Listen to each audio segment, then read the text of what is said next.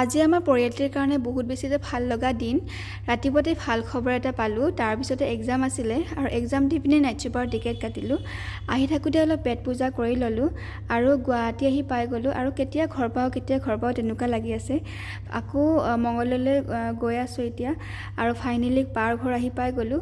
আহি পিনে গা চা ধুই আজৰি হ'লোঁ আৰু ভাল খবৰটো হৈছে যে ডাঙৰ বাৰ বেবী বয় হৈছে যোৱাকালি। তাৰ কাৰণে কাপোৰ এযোৰ আনিছিলোঁ, তাকেই ধুই দিলোঁ আৰু মই এতিয়া হস্পিটেল যাব ৰেডি হৈ গ'লোঁ। এতিয়া গৈ আছোঁ আৰু মই অহা বুলি কাকোৱে কোৱা নাই, ঘৰত কাকোৱে কোৱা নাই, কাকোৱে জনোৱা নাই আৰু সকলোৱে আচৰিত হৈ গৈছে মোক দেখি পাই পিনে। আৰু এয়া আহি পাই গ'লোঁ আৰু ফাইনেলি। এইফালে ইনায়ে মোবাইল চাইছিলে, তাইও আচৰিত হৈ গৈছে। আৰু এইফালে আমাৰ ৰাজকুমাৰ মাকৰ কোলাত ধুনীয়াকৈ শুই আছে। ইমান মৰম লগাকৈ শুই আছে নহয়নে বাৰু? তাক আশীৰ্বাদ কৰিব দেই সকলোৱে আৰু ভালে ভালে দিনবিলাক যাতে যায়।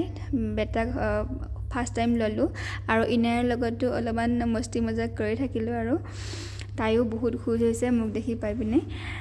আৰু এনেকৈ হস্পিটেলত মই 7 মান বজালৈকে থাকিলোঁ। আজি ভিনদেউ আৰু মায়ে ৰখিব, যোৱাকালি বা আৰু মায়ে ৰখিছিলে আৰু আজিলৈকে বাই বাই। সকলোৱে আশীৰ্বাদ কৰিব দেই আমাৰ জান বেটাক। আজিলৈকে বাই বাই, খুদা হাফিজ।